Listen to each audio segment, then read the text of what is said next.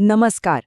हिंदी सीखते समय अक्सर शब्दों के जेंडर में उलझन होती है। पुल्लिंग, स्त्रीलिंग, इसे रटना बहुत मुश्किल लगता है ना?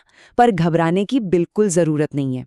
इसका दरअसल एक सीक्रेट कोड है जो शब्दों की आवाज में ही छिपा है, और आज हम मिलकर उसी कोड को क्रैक करने वाले हैं। हाँ, यही तो वो सवाल है जो सबको परेशान करता है।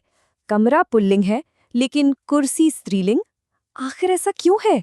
क्या इसका कोई नियम है या बस ऐसे ही है? नहीं, ये कोई मनमानी बात नहीं है।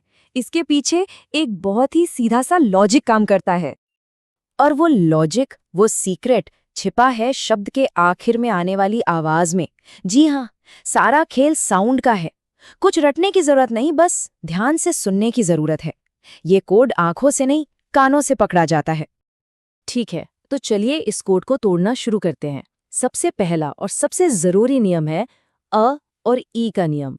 समझिए कि ये हिंदी में जेंडर पहचानने के दो सबसे कॉमन और भरोसेमंद कोड हैं। तो नियम बहुत ही सीधा है। जिन शब्दों के अंत में आ की ध्वनि आती है, जैसे लड़का या फिर कमरा, वो लगभग हमेशा पुल्लिंग होते हैं। और जिन शब्दों के अंत में ई की ध्वनि आती है, जैसे लड़की या कुर्सी, वो हमेशा स्त्रीलिंग होती हैं। तो बस आ मतलब पुल्लिंग, ई मतलब स्त्रीलिंग। कितना आसान है ना? तो सवाल उठता है कि ये जानना इतना जरूरी क्यों है? वो इसलिए क्योंकि हिंदी में जेंडर सिर्फ एक शब्द का टैग नहीं है। इसका असर एक डोमिनो इफेक्ट की तरह पूरे वाक्य पर पड़ता है। मतलब एक शब्द का जेंडर सही तो पूरा वाक्य सही। और इसका सबसे अच्छा उदाहरण है प्लूरल, यानी बहुवचन। पुल्लिंग शब्द कमरा, जो आ पर खत्म होता है, बहुवचन में कमरे बन जाता है। वहीं स्त्रीलिंग शब्द कुर्सी, जो ई पर खत्म होता है, वो बन जाता है कुर्सिया। देखा, जेंडर बदलते ही शब्द का पूरा रूप ही बदल गया। चलिए, अब उन शब्दों की बात करते हैं जहां ये कोड एक पक्का नियम न होकर एक इशारा बन जाता है, एक सुराग।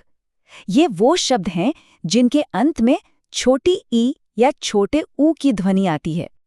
तो सबसे पहले हैं ईकारांत शब्द, मतलब वो शब्द जिनके अंत में छोटी ई की ध्वनि होती है। अब यहाँ मामला थोड़ा सा पेचीदा हो जाता है, क्योंकि ये शब्द पुल्लिंग भी हो सकते हैं और स्त्रीलिंग भी। उदाहरण के तौर पर कवि और ऋषि दोनों के अंत में ई है और ये दोनों पुल्लिंग हैं। लेकिन दूसरी तरफ शक्ति और विधि, इनके अंत में भी ई ही है, पर ये स्त्रीलिंग है। तो यहाँ पर अंत की ध्वनि एक मजबूत सुराग है, कोई पक्का नियम नहीं। अच्छा, बिल्कुल इकारांत की तरह ही उकारांत शब्द भी होते हैं। ये वो हैं जिनके अंत में छोटे ऊ की ध्वनि आती है। और कहानी यहाँ भी वही है। ये पुल्लिंग या स्त्रीलिंग दोनों में से कुछ भी हो सकते हैं। जैसे कि साधु और पशु दोनों ऊ पर खत्म होते हैं और पुल्लिंग हैं, पर वहीं वस्तु और वायु ये भी ऊ पर ही खत्म होते हैं, लेकिन ये स्त्रीलिंग हैं। तो याद रखने वाली बात यह है कि इन मामलों में अंतिम स्वर एक क्लू तो है, पर 100% गारंटी नहीं। तो अब जब हमने ये कोड और सुराग दोनों समझ लिए हैं, तो आइए देखते हैं कि असल में वाक्यों में ये सब कैसे काम करता है। इसे अप्लाई करके देखते हैं। चलिए इस पूरी प्रक्रिया को एक एक करके समझते हैं। पहला कदम, कोई एक शब्द लेते हैं। मान लीजिए दरवाजा। दूसरा कदम, इसका अंतिम स्वर क्या है? आ। तीसरा कदम, और आ का मतलब क्या था? बिल्कुल सही, पुल्लिंग। और बस चौथा कदम अपने आप आ गया। वाक्य बनेगा, बड़ा दरवाजा खुला है। बड़ी दरवाजा खुली है नहीं। देखा सब कुछ कैसे जुड़ा हुआ है? तो आज की इस पूरी बातचीत का सार बस इस एक लाइन में है।